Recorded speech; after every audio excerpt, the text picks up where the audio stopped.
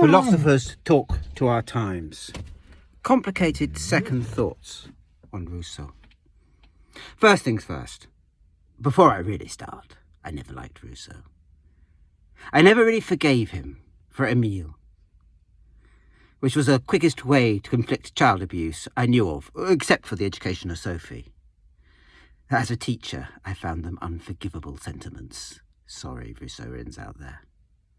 And that meant I was never really very fair when I taught him, and I freely confess that.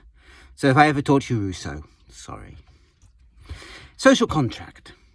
I used to have a lot of fun with the social contract because it has that terrifying phrase. Literally, terrifying. Do you not see? Do you not see, my comrades?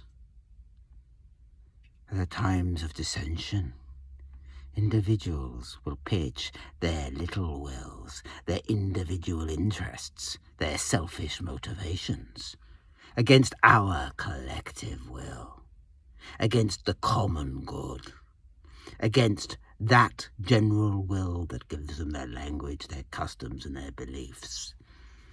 They will want then to make a fast buck, and at such times we must rise up as an outraged army on the behalf of our great goddess, the general will, and force such individuals to be truly free.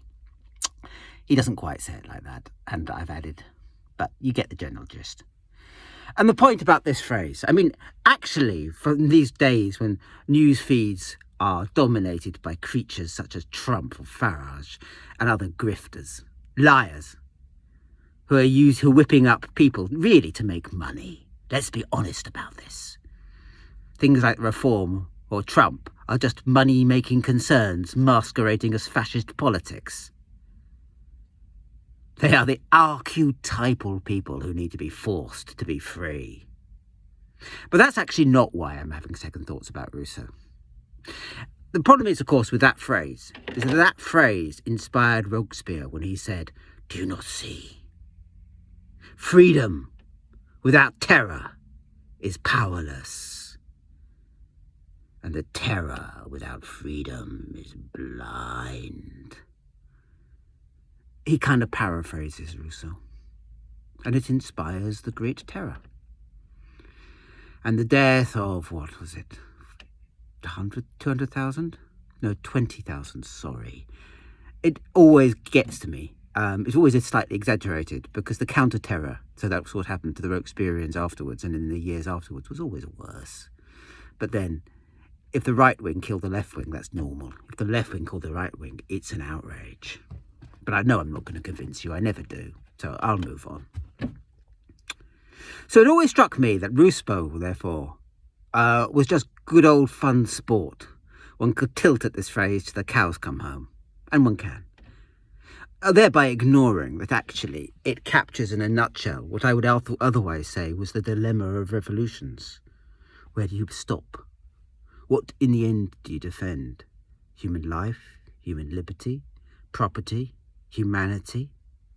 It's a real problem once you open the stoppers of politics and unstopper, as it were, the collective general will. What does it save and what does it not save? Because that will define who are the revolutionaries. And that defines what the revolution is.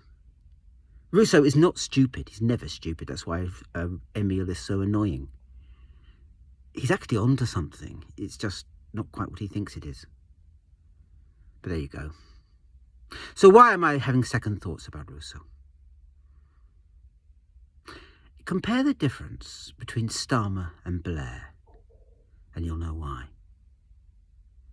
Oh, both of them were right-wing warmongers, with social policies that would make Jim Callaghan weep, that would pass as Tories in any other age.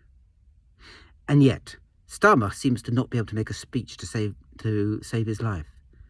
And Blair, the unctuous old hypocrite, in the height of his political power, was brilliant at making political speeches and understood being a prime minister as something. It was, in the words of Theodore Roosevelt, the bully pulpit. Being a prime minister was not just about wielding power.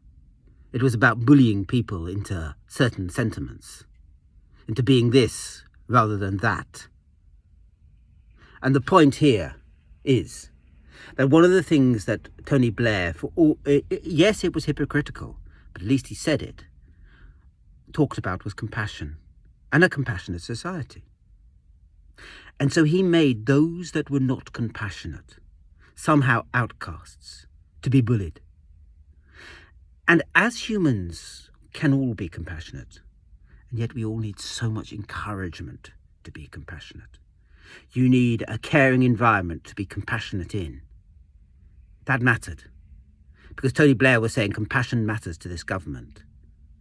But Obama was doing the same. Now, whether they meant it or not, that's a different matter. The point is that this is the bully pulpit. It is to inspire others. And never it works. It creates this ethic where actually we do owe each other a life. We are our brother's keeper. And we proudly need to say, yes, I am. Yes.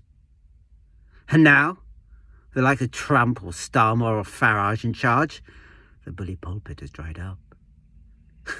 We've gone from compassion being burned in, forced in, people being forced to be compassionate, to a world where all compassion is drying up. And don't you just wish for Rousseau again, that we could rise up and force people once again to be free, if that freedom means compassion, if it means allowing others a little bit of rope, a little bit of understanding. Now, the collapse of compassion, which is one of the most terrifying things, I think, in modern politics, is no doubt, I think, ultimately linked to global warming. We all know we're screwed. And when you know you're screwed and you've screwed yourself, it's a bit easier just to cut down on the compassion, to centre on yourself and your own motives alone. That's kind of my big picture of this.